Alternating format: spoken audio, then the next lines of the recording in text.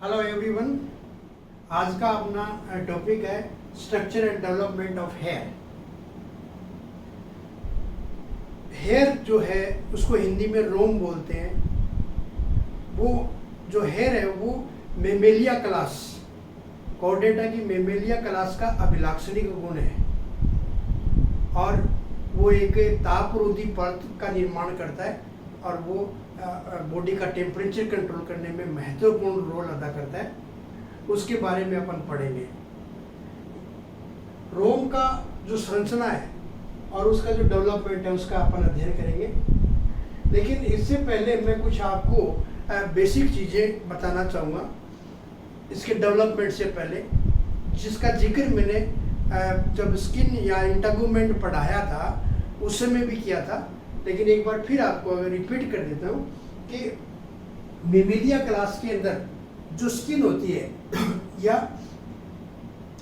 उसके अंदर जो एपिडर्मिस होता है, स्किन के अंदर जो एपिडर्मिस होता है उसमें 5 लेयर होती है। ठीक है, वो 5 लेयर कौन कौन सी है? इस तरीके से 2, 3, 4 और ये 5 लेयर होती है एपिडर्मिस के अंदर। ये फर्स्ट जो है उसको अपन ने कहा था स्ट्रेटम मेलपिजी। इसके बाद में स्ट्रेटम स्पोंजियोसम, स्ट्रेटम ग्रेनुलोसम और स्ट्रेटम लूसिडम और स्ट्रेटम कॉर्नियम। ये 5 परतें बताई थी अपन ने। जब अपन ने फेदर का डेवलपमेंट पढ़ा था, बर्ड्स के अंदर फेदर का डेवलपमेंट कैसे होता है, उस समय अपन ने यहाँ पर 2 ही परत बताई थी, 2 ही लेयर बताई थी एपिडर्मिस की, स्ट्रेटम कॉर्नियम और नीचे वाली मेलपिजी। लेकिन यहाँ पर मेमेलिया क्लास के अंदर 5 लेयर होती है। इन 5 लेयर में से जो नीचे वाली लेयर है स्ट्रेटम जर्मिनेटिवम भी बोलते हैं उसको, और इसको स्ट्रेटम मेलपिजी लेयर भी बोलते हैं।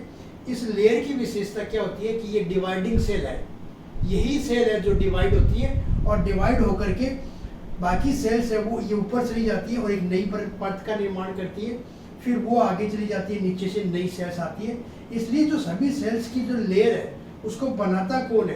स्ट्रेटम मेलपिजी ही बनाता है। इन सेल के अंदर पहले ये अंडाकार सेल होती है, ओवल ये अंडाकार सेल होती है।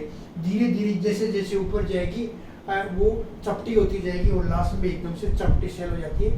इसके अलावा जब ये सेल का रूपांतरण होता है उस समय केराटिन बनता है इनके अंदर, और वो केराटिन इतना ज़्यादा डेवलप हो जाता है कि लास्ट वाली परत को अपन केराटिनिफाइड ही बोलते हैं। जो लेयर है कॉर्नियम वो एकदम से केराटिनीकृत होती है।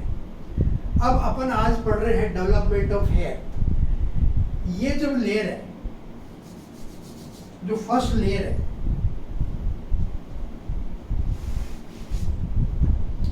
स्ट्रेटम जर्मिनेटिवम, ये लेयर है।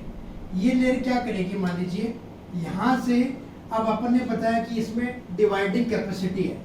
इस लेयर में क्या डिवाइडिंग कैपेसिटी है? ये डिवाइड होती है। और अगर ये डिवाइड होकर के अगर ऊपर चली जाए तो कोई एक संरचना का निर्माण ये कर देगी। तो इस प्रकार से एक डेवलपमेंट की क्रिया का प्रारंभ होता है। और अपन ने फेदर में जब पढ़ा था तब ऐसा ही था कि उसकी जो नीचे वाली लेयर है, कौन सी? मेलपिजी लेयर। उस मेलपिजी लेयर से सीधा एक पेपिला निकलता है और लास्ट में उसको अपन जर्म फेदर कहते हैं, और वो जाकर के एक लंबा उभार बना लेता है और बाद में उसमें रिजिंग होती है, रिज बनती है और वो फिर बाद में कंटूर फिदर में कन्वर्ट होता है। यहाँ पर क्या है? यहाँ पर मैं शॉर्ट में बताना चाहूँगा इसी चीज़ को, बहुत बड़ा डिस्क्रिप्शन नहीं है ये, शॉर्ट में बताना चाहूँगा कि ये जो लेयर है, ये लेयर क्या करती है? ये 5 लेयर है। इस लेयर में से जैसे ये लेयर है तो ये लेयर मेलपिजी लेयर मान लीजिए नीचे धस गई एपिडर्मिस में, डिवाइड होकर के इसकी सेल है वो नीचे आ गई, और नीचे आने के बाद में किस में आ गई? डर्मिस में। इसलिए डर्मिस में आ गई तो अपन ने इसको स्टार्टिंग में क्या बोल दिया? डर्मिनल पेपिला। ये डर्मिनल पेपिला हो गई। अब जब ये नीचे की तरफ ग्रोथ करेगी तो कितनी करेगी? क्योंकि एपिडर्मिस में भी एक लिमिटेड स्पेस है तो इसमें एक प्रेशर लगता है, तो ये क्या करता है? ये इस तरीके से अंदर की तरफ इसका अवनयन हो जाता है और यही बाहर क्या है, मेल पीजी लेयर है, ये भी मेल पीजी लेयर। तो ये मेल पीजी लेयर डिवाइड होकर के इस तरीके से ये क्या बना दिया, एक फोलाइकल बन गया है ये। और यही फोलाइकल बाद में ये जो पेपिला है, यही पेपिला ग्रोथ करके क्या बनाता है, हेयर का निर्माण करता है।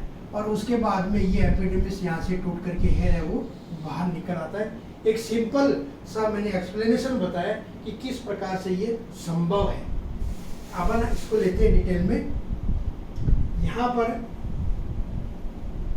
पर जो अपने बना रखा है, ये देखिए, ये स्ट्रेटम कॉर्नियम ऊपर की लेयर, स्ट्रेटम कॉर्नियम, और ये नीचे की लेयर है स्ट्रेटम मेलपिगी, और बीच में ये 5 लेयर, टोटल मिलाकर के ये 5 लेयर है स्ट्रेटम मेलपिगी। उसके बाद में स्पॉन्जियोसम, ग्रेनुलोसम, फिर लूसिडम और लास्ट में कॉर्नियम आती है। और ये नीचे अपने डर्मिस दिखा रखे हैं, ये डर्मिस है, ये मेलपिगी लेयर है, 3 लेयर, और उसके बाद में कॉर्नियम। ये सामान्य संरचना है एपिडर्मिस की मेमल्स में। अब यहाँ पर देखिए इस डायग्राम में ये सारी की सारी सेल एज इट इज है, बट जो ये मेलपिगी लेयर है इसकी डिवाइड होकर के सेल यहाँ रखी हुई है, और ये सेल डिवाइड होकर के एक बड़ी संरचना का निर्माण कर रही है।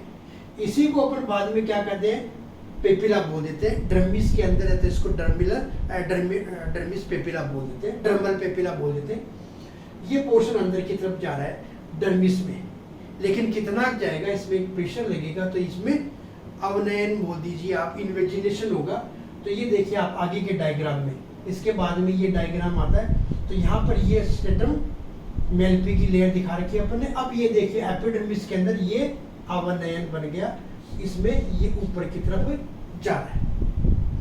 इसी को अपन क्या कहते हैं, डर्मिल पेपिला। आगे वाले डायग्राम में देखिए आप, इसी को अपन क्या कहते हैं, डर्मल पेपिला। ये डर्मल पेपिला बन गया। जो मेलपिजियन लेयर है, ये वो मेलपिजियन लेयर है। अब यहाँ पर जो टर्मिनल पेपिला बन गया, तो ये जो स्पेस बन गया, ये जो स्पेस बच गया, इस स्पेस को अपन क्या कहते हैं, फोलाइकल, हेयर फोलाइकल बोलते हैं इसको। अब इस डर्मल पेपिला के ऊपर भी यहाँ पर क्या है, मेलपिगी लेयर है। ये मेलपिगी लेयर डिवाइड होकर के एक ऊपर की तरफ सबसे पहले एक संरचना बनती है, हेयर बल्ब, यानी ऊपर से हेयर बल्ब नाम की संरचना बनती है। और यही संरचना बाद में क्या करती है, एक हेयर की साफ्ट का निर्माण करती है। क्योंकि हेयर में जो अंदर पोर्शन, स्किन के अंदर जो दसा हुआ है उसको अपन रूट बोलते हैं, और बाहर निकला हुआ होता है उसको साफ्ट बोलते हैं। तो यही जो पोर्शन है वो साफ्ट का निर्माण करेगा। इसके अलावा इस हेयर फॉलाइकल के पास में यहाँ पे एक लेयर और बन जाती है, जिसको अपन बाद में एक्सटर्नल रूट शीट बोलते हैं। इसके बाद में अपन इस डायग्राम पे आते हैं। उसके बाद में तो ये देखिए वही है, हेयर पेपिला है। इसमें मेसेंकाइम की सेल्स भी रहती है, यहाँ से नर्वस सेल्स भी इकट्ठी रहती है, ब्लड वेसल्स भी इकट्ठी रहती है, और यहीं से इसके अंदर है वो पोषण की पूर्ति की जाती है ब्लड वेसल्स के द्वारा।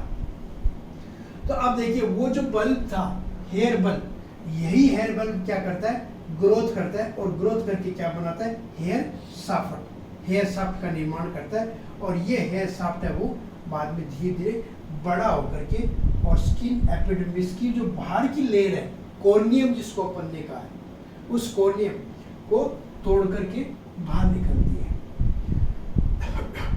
यहाँ पर देखिए आप, जब अपन एक डायग्राम में बताया था कि स्ट्रेटम मेलपिगी ही डिवाइडिंग सेल है, और वो डिवाइडिंग सेल डिवाइड होकर के ऊपर जाती रहती है और अन्य लेयर को जन्म देती है।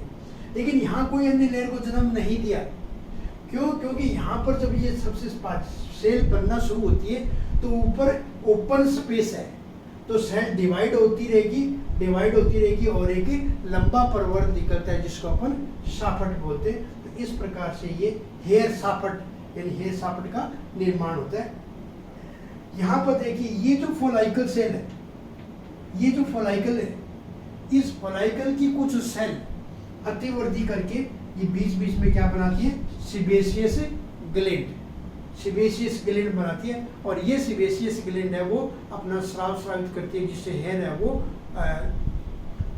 उनमें आपस में हेयर में फ्रिक्शन कम होता है और उनको चिकना बनाए रखता है। सीबेशियस ग्लैंड का स्राव जो है उसमें आपस में हेयर्स में फ्रिक्शन कम करता है और उसमें उन हेयर्स को है वो चिकना बना रहता है। इसके साथ में देखिए यहाँ पर ये जो फोलाइकल जो बनी है वो फोलाइकल में जो दो लेयर बन जाती है, इसको एक एक्सटर्नल रूट शीथ बोलते हैं और ये इंटरनल रूट शीथ बोलते हैं। इस प्रकार हेयर की संरचना अगर अपन देखें तो उसमें दो ही पोर्शन है, एक तो ये रूट वाला पोर्शन है और एक ये जो बाहर निकल जाता है उसको अपन सापट बोलते हैं। इस प्रकार से वो हेयर का निर्माण होता है मेमिलिया क्लास के अंदर। तो ये बहुत ही सिंपल सा डिस्क्रिप्शन है। अगर अपन हेयर का टीएस और एलएस अगर काट करके देखें, सेक्शन अगर देखें, तो ये अपन ने एक एलएस का चित्र बनाया। इसमें बाहर क्या होता है कॉर्टेक्स और अंदर क्या होता है मेडुला, दो पार्ट होते हैं। ये एलएस है, ये बाहर क्या कहलाता है कॉर्टेक्स और ये मेडुला। इस मेडुला के अंदर एयर स्पेसेस होते हैं, इसके अलावा पिगमेंट भी पाए जाते हैं। कॉर्टेक्स में और मेडुला में पिगमेंट भी पाया जाता है। और ये इसकी संरचना, ये इसका अपन एलएस लिखा है। धीरे धीरे वही जो कॉर्निफाइड लेयर रहता है वही मॉडिफाई होकर क्या बना देती है, क्यूटिकल बना देती है। तो अपन यूँ कह सकते हैं कि जो सापट निकलता है वो कॉर्नियल जो ऊपर की जो सेल है धीरे धीरे यहाँ तक आने के बाद में तो क्या हुआ कि ये ग्रोथ कर रहा है, लेकिन इसके ग्रोथ करने के बाद में ये जो सापट बाहर निकलता है वो केराटिनीकृत हो जाता है। केराटिनीकृत का मतलब है कि ये जो सेल्स है उनमें केराटिन जमा हो जाता है, न्यूक्लियस उनका गायब हो जाता है। मर्त प्राय सेल होती है जो कि कंटिन्यूअस है, वो इसके अंदर जमती जाती है और एक नई संरचना का निर्माण करता है जिसको अपन हेयर बोलते हैं। तो इस प्रकार से ये development of hair Mammalia class के अंदर, जो कि बॉडी का टेम्परेचर कंट्रोल करने में महत्वपूर्ण रोल अदा करता है। तो ये थी हेयर की संरचना। Thank you.